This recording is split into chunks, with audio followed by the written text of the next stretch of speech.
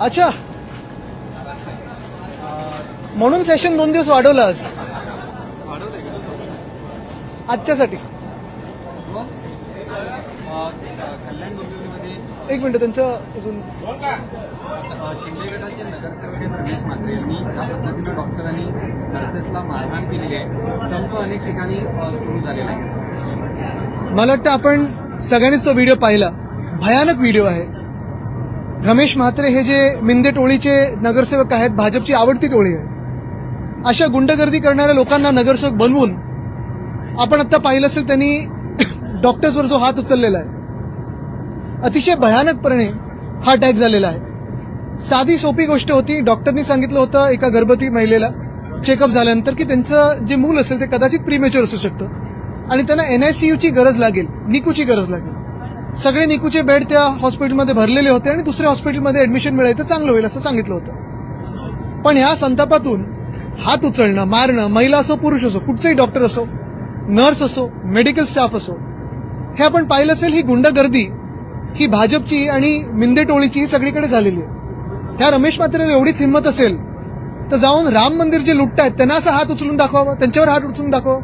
उज्जैनची जी भूमी लुटलेली आहे त्यांच्यावर हात उचलून दाखवावं. पण डॉक्टर्स आणि महिला पुरुष कुठचेही डॉक्टर्स असो, नर्सेस असो, ह्यांच्यावरची गुंडागर्दी ही महाराष्ट्र सहन करणार नाही. डॉक्टर्स देखील सहन करणार नाहीत आणि मला वाटतं ह्याचं चाप उत्तर मिळेलच. पण महत्वाची गोष्ट म्हणजे ह्या नगरसेवकाला नुसतं अटक नाही तर बरखास्त करून ह्याची परेड काढली पाहिजे डोंबिवलीमध्ये, नाहीतर हा महाराष्ट्र शांत बसणार नाही. रमेश म्हात्रेंची पार्श्वभूमीच ही अशा पद्धतीने गुन्हेगारी स्वरूपाची राहिली, कुठेतरी कायद्याचा भाग त्यांना राहिला. पार्श्वभूमी असो किंवा नसो, कोणी असं जर केलं आणि डॉक्टर्सवर हात उचलला, नर्सवर हात उचलला, बरं अशा कारणासाठी, तर मग ह्या लोकांनी न्याय कोणाकडे मागायचा? मुख्यमंत्र्यांनी देखील निवेदन करायला पाहिजे. मला वाटत नाही अजून त्यांच्याकडून काही स्टेटमेंट आलेलं आहे. ते गृहमंत्री त्या राज्याचे, मुख्यमंत्र्यांचे हात आता पण बांधलेत का कोणीतरी, हे देखील उत्तर यावं.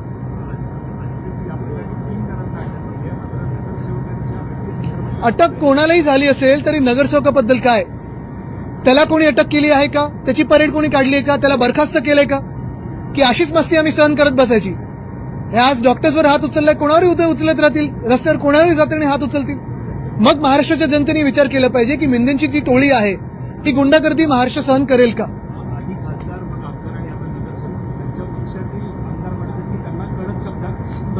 नाही, तुम्ही पाहिलं असेल तो एक दुसरा आमदार होता, त्यांनी कॅन्टीनमध्ये हात उचलला होता. यांचा DNAच असा आहे आणि यांचे जे गुंडागर्दीचे महागुरू आहेत मिंदे, हे पण असेच आहेत आणि मुळात ह्याचसाठी आहे ना भाजप पाळत आहे.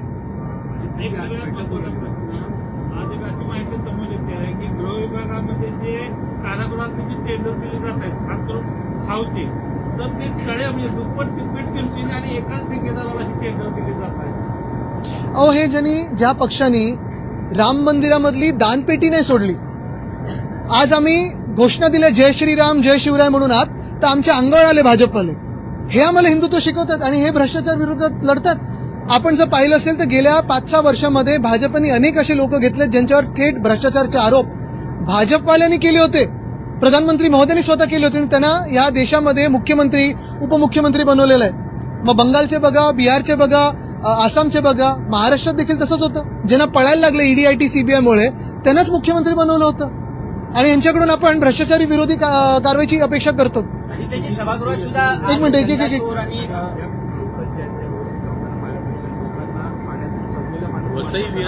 आज आम्ही अल्पकालीन चर्चा मागितली होती, पण अध्यक्ष महोदयांनी ती काल पण घेऊ दिली नाही, आज पण घेऊ दिली नाही. आता उद्या. पण मुख्य गोष्ट हीच आहे, अमित चाटम जे भाजपचे मुंबईचे अध्यक्ष आहेत ते हसतायत इथे पायऱ्यांवर. तुमच्याच चॅनलमधून दिसलं की काल काय झाडांवर चर्चा होती, आज मॅनहोलवर चर्चा आहे. आता काय म्हणजे कशावर हसायचं हे भाजपनी, आता देशावर हसत आहेत भाजप. म्हणजे राम मंदिर लुटलं, उज्जैन लुटलं आणि आता आपल्यावर हसतात की बघा आमच्यावर विश्वास कसा ठेवला.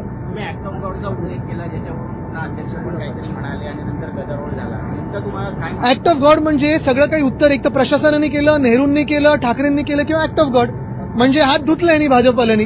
पण मी हेच त्यांना विचारलं, मग राम मंदिर जे लुटलंय ते पण तुम्ही ऍक्ट ऑफ गॉड बोलाल का भाजपकडून? कारण भाजप हल्ली स्वतःला देव मानायला लागली. तुम्ही पाहता अनेक त्यांच्या नेत्यांचे फोटो आहेत, एखाद्या पाटावर उभे ज्याच्यावर आपलं स्वस्तिक आहे त्याच्यावर बूट घालून उभे आहेत. कोण त्यांचेच नेते जाऊन मंदिराच्या आत अंगणात बूट घालून जात आहे. मग ऍक्ट ऑफ गॉड काल तर आपण पाहिलं असेल, हनुमानजींना नितीन नाबींसमोर नाचवलेलं आहे आणि मग स्वतःला तुम्ही देव मानायला लागलेत का? ज्या भाजपनी राम मंदिराची दान म्हणजे आम्ही पण तिथे पक्ष म्हणून असेल पक्ष निधी दिला होता, आम्ही स्वतः परिवाराकडून निधी दिला होता. हे काय आम्ही उपकार नाही म्हणत, आमचं ते स्वप्न होतं राम मंदिर ते व्हायला पाहिजे.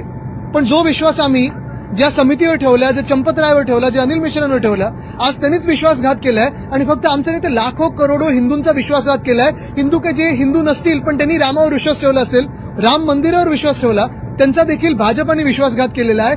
काल त्यांचे राजीनामे घेतले, त्यांना फाशी कधी देणार चंपतराय आणि अनिल मिश्रांना? बरं, ज्यांना त्यांनी नेमलं त्या भाजपला कधी तुम्ही प्रश्न विचारणार आहात? आज मी पुन्हा एकदा आपल्या माध्यमातून जसं काल विचारलं तसं आज विचारतोय, जे 6 खासदार आमच्यातून पळून गेलेत, जे आधी गद्दार पळून गेले हिंदुत्वासाठी, त्यांना विचारत आहे, भाजपला तुम्ही विचारणार का की राम मंदिरामध्ये सुप्रीम कोर्ट मॉनिटर्ड आम्हाला चौकशी पाहिजे? दानपेटी लुटता तुम्ही, एवढंही सोडलं नाही तुम्ही.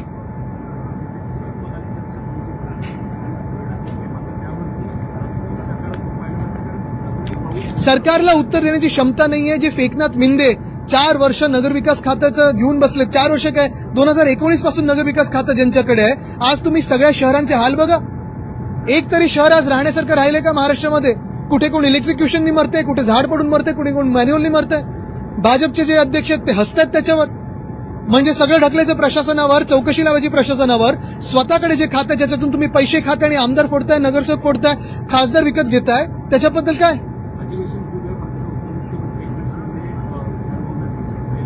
ते 4-5 दिवस काय 4-5 वर्ष कुठे उत्तर द्यायला त्यांना क्षमता नाही, त्यांच्यात उत्तर देण्याची हिंमत नाहीये आणि देतच नाही उत्तर. मराठी होते मग हिंदी देतो. आणि इंग्लिशवाल्यांनी पण आताच विचारा.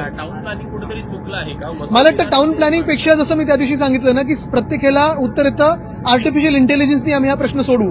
आपलं राज्य हे आर्टिफिशियल इंटेलिजन्स आणि ह्या सरकारच्या नॅचरल स्टुपिडिटीमध्ये अडकलेलं. 100% आहे, 100% कॉन्क्रीट ते झाडं ट्रिमिंगचं टेंडर कोणाला दिलंय? बिल्डरला दिलंय. मला वाटतं आयुक्तांची ही त्यांनी जबाबदारी किंवा ठेका घेतलाय सरकारला वाचवण्याचा. पण सरकार गरज पडली तर त्यांना पण सुळीवर चढवेल आणि स्वतःला वाचवण्याचा प्रयत्न करेल.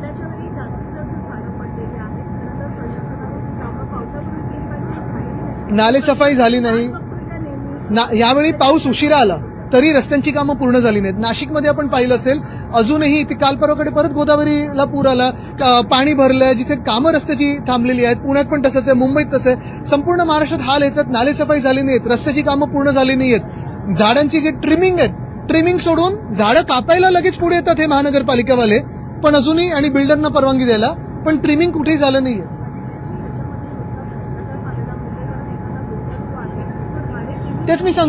तेच सांगतोय मी.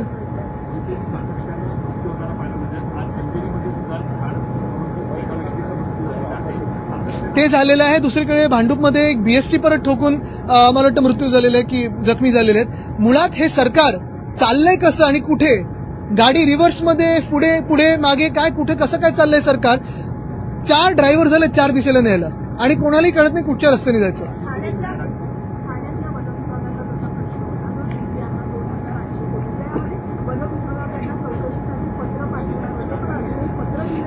भाजप ऑपरेशन देवेंद्र फडणवीस मध्ये भाजपमधले काही लोक सामील झालेले आहेत असं वाटायला लागलेलं आहे. कारण आज पण आपण पाहतो मुख्यमंत्री आता हाऊसमध्ये आलेत, सकाळी माहित नाही पण आता आलेत. बॉडी लँग्वेज तशी जी आधी 24ची वाटत होती तशी नाहीये आणि मला वाटतं त्यांना कळायला लागलेलं आहे. कदाचित हे त्यांचं शेवटचं सत्र आहे अधिवेशनाचं, ह्याच्यानंतर त्यांना दिल्लीत खेचलं जाईल.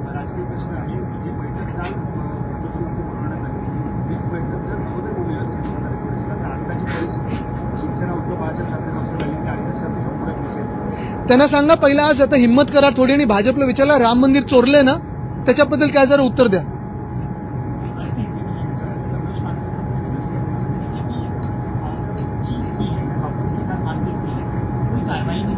भाजपा के सबसे चहेते मिंदे गुट ने जो रमेश म्हात्रे ने हमला किया है डॉक्टर्स पे हो, नर्सेस पे हो, फिर वो चाहे महिला हो या पुरुष हो, हर एक का अधिकार है कि हमारे राज्य में हमारे देश में सुरक्षित रहे और सुरक्षित रहते हुए लोगों की सेवा करे. कल की जो घटना है जो 6 तारीख को हुई वो यही बात थी कि वहां के डॉक्टर्स ने जब एक गर्भवती महिला को कहा कि आपके जो न्यूबॉर्न बेबी को शायद एनआईसीयू की जरूरत हो सकती है तो कृपया करके आप दूसरे हॉस्पिटल में जाइए, इस हॉस्पिटल में सारे जो एनआईसीयू के बेड्स है वो भरे हुए. तो उसी को सुनते इस रमेश म्हात्रे ने हमला कर दिया वहां के डॉक्टर्स पे, नर्सेस पे. बात यही है कि ये जो रमेश म्हात्रे है सिर्फ अरेस्ट नहीं तो उनको डिस्क्वालीफाई करना जरूरी है और अरेस्ट होके उनको परेड करना जरूरी है कि अगर किसी पे भी डॉक्टर हो, नर्स हो, महिला हो, पुरुष हो, अगर हाथ उठाए तो ऐसे ही कार्रवाई होगी। लेकिन सवाल यह भी उठता है कि क्या जो हमारे गृह मंत्री है, मुख्यमंत्री है, ये कार्रवाई कर पाएंगे? शायद करना चाहते हैं, लेकिन क्या वो कर पाएंगे? क्योंकि ऊपर के आदेश है कि एकनाथ शिंदे को हाथ मत लगाओ। तो वो आदेश ऊपर के माने या जनता के स्वास्थ्य की बात करे, ये देखते हैं।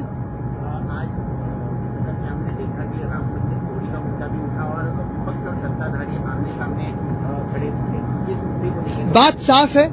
जो बात हमने छेड़ी थी कि मुंबई में, पूरे महाराष्ट्र में अगर आप देखें तो मानसून से पूरे जो हाल हुए लोगों के, कोई पेड़ गिर के मर रहा है, कोई मैनहोल में गिर के मर रहा है, कोई किसी और आपत्ति में मर रहा है, कभी कोई इलेक्ट्रिक्यूट होकर मर रहा है। तो कल से हम बात करें कि चर्चा तो लें इस पे, तो चर्चा लेने के लिए तैयार नहीं। फिर स्पीकर साहब कहते कि नहीं शायद कल में लेंगे।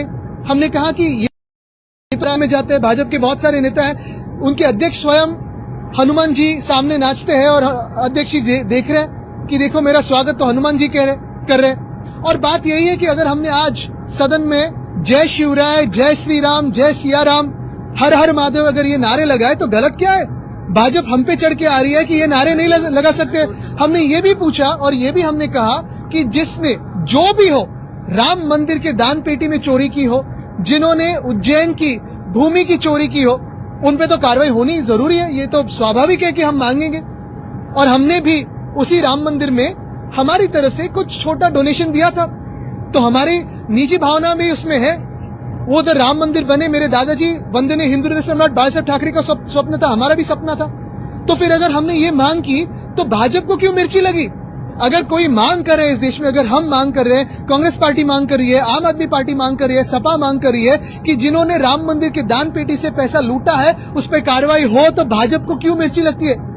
क्या उसमें वो शामिल है या उनको लगता है कि वहां के जो चोर है उनको प्रोटेक्शन दिया जाए? ये भाजपा ने जवाब दे, क्योंकि नहीं तो भाजपा बड़े बड़े होर्डिंग लगाता है, हिंदुत्व के, दूसरों को हिंदुत्व का सर्टिफिकेट देता है। आज क्यों चुप है?